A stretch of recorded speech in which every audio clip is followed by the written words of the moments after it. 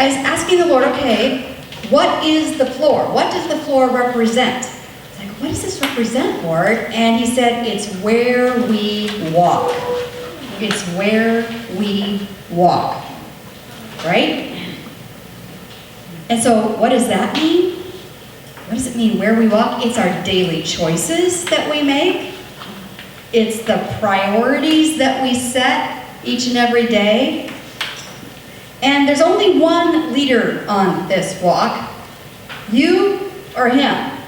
Him being Jesus, right? And so, it's kind of like this is the analogy God gave me. This is a leash. So, some of us, not like we think about this like in a conscious way, but basically we're like snapping the leash on Jesus. All right, come on with me. I know where I'm going.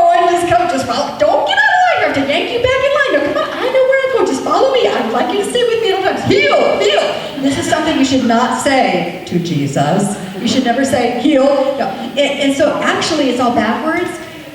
There should be a leash that's clipped onto me. And then he is guiding. And he is directing. And I am healing. Can I get an amen for that? Amen. Right? We're the one that are supposed to be walking alongside of him as he leads in our daily walk. And he's challenging us with this question today. Are we walking with God throughout our day and letting him guide us and him set the pace, or are we in control? We are kind of telling him what to do. Lord, I know what to do. Here's my list. Bless it, please. Get in line with where I'm going. Heal. Ooh, I am guilty of doing that sometimes. Are you not guilty? I think we fall into that. And he's saying, no. I would like to take the leash. I'm in control. Will you follow me where I'm going? Here's a fascinating thing, at least for me. This might not be the same for all of you. When I try to envision walking with God, in fact, just do a little experiment with me. I'm just kind of curious. Just close your eyes and envision that you are walking with the Lord. You're just walking with the Lord, wherever that might be. You could be walking in a meadow. You could be walking by the ocean. You could be walking in his throne room. You're just walking. Is he on your left or is he on your right? So just think about, where is he as you're envisioning this? In front of me. Oh, okay, in front of me. That's good. That's a good. Why didn't I think of that answer? Because it's in front of me. Okay, you can open your eyes. How many of you envisioned that God was on your left? Not very many. Are you controlling kind of people? I am. Did the rest of you envision the right? You are holy. Oh, you are the holy ones. Okay. Here's what I've learned, and this God just gave me this revelation. You see, if God is on my left, then I am trying to be the person in authority, because I've learned in studying the Bible that the person who is on the right-hand side is designated as the authority.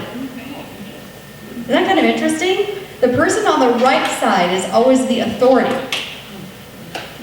Fascinating little factoid from the Bible. 1 Peter 3:22. Jesus Christ, who has gone into heaven and is at the right hand of God, with angels, authorities, and powers having been subjected to him. In fact, God clearly states in his word that he holds us by our right hand, which means he is to the right of us in the position of authority.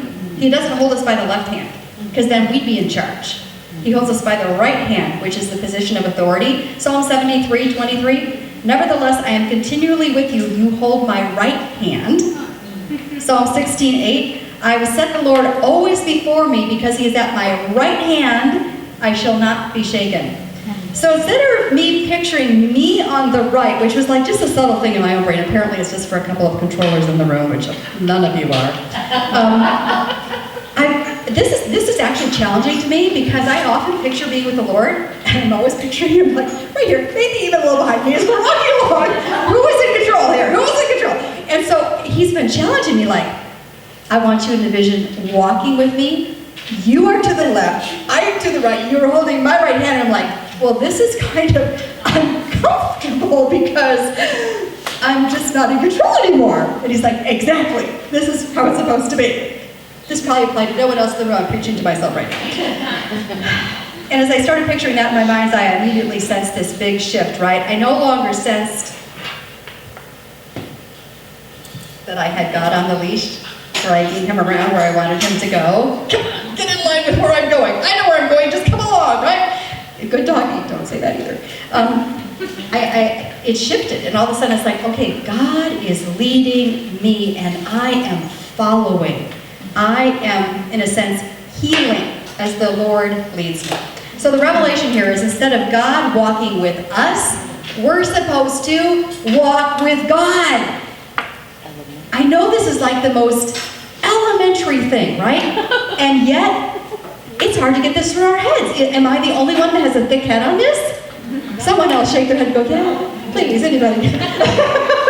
because it's like, I just want to be in control. I feel like I know what to do. Even in the challenges, I think I know what to do. And if I don't, I'll just Google it. Someone knows out there in the Netherlands of the internet or something. And so it's like, I don't need to, seek to get behind the Lord and where he's going. No, I'll just tell him to come on board with my plans. This is a huge shift. We're not supposed to have God walk with us. We're supposed to walk with God where he's going. And this is exactly what some of the great patriarchs of the faith did. Notice carefully the wording. Genesis 5:24. Enoch walked with God. And then this story, you'll have to look it up because he was not, for God took him. He just went. Choo. But anyway, that's a whole other story. But notice that it didn't say God walked with Enoch. No, Enoch walked with God. Genesis 6:9. Noah was a righteous man, blameless in his generation. Noah walked with God. God didn't walk with Noah. Noah walked with God. My question is, have you been asking God to get on board with your plan instead of asking him what his plan is? This is such a common trap for all of us, right? We decide we know best. We plow full steam ahead with our brilliant plans. In our responses to situations, our responses and challenges, we just plow full steam ahead with what we think we should do, and then we expect God to bless our brilliant decisions as we are in control and the leader. We don't even pause to consult the one who made us, who made absolutely everything. We don't even pause to consult him. Where are you going in this, Lord? His plans are best. His plans are best. So in every situation where you're spinning around in a tizzy and turmoil, like, I don't know what to do in this parenting dilemma. I don't know what to do in this marriage challenge. I don't know what to do with this financial predicament. I don't know what to do about this problem at work or this coworker or this boss. And we're just like, oh, and we think we're going to figure it out on our own. And God says, would you follow me? I actually have a brilliant plan for you. A brilliant plan that will not only benefit you, but will bring me glory if you'll let me be the leader. His plans are perfect. Jeremiah 29:11. For I know the plans I have for you, declares the Lord, plans to prosper you, not to harm you, plans to give you hope and a future. So once again, I ask you, have you been asking God to get on board with your plan? Because sometimes we treat our morning prayer time, if you have a morning prayer time, with like, roll out the scroll of the list of things that I'd like God to take care of today. Okay, here's what you need to do, Lord. And we just start rolling it out, like, this is what you need to do, here, this is what you need to do. Instead of saying, Lord, what are your plans for my child, for my marriage, for my job, for where I choose to take a walk today, for whether I choose to do laundry or dusting today, or neither, or both. We don't even consult the Lord. And he's saying, would you just ask me? Would you just ask me where I'm going today in this? So again, are you asking God to get on board with your plan instead of asking him what his plan is for your marriage, for what you eat, your newest diet strategy? Diet strategy number 353. All right? And God's like, would you ask me? Pick me. I actually have a plan for you. Would you come to me and go where I'm leading you, which might be different than your neighbor, by the way, because I created you uniquely, and I've been playing uniquely for you. Or maybe it's a difficult relationship at work, or your finances, your job, and he's saying, would you just let me be the leader in this?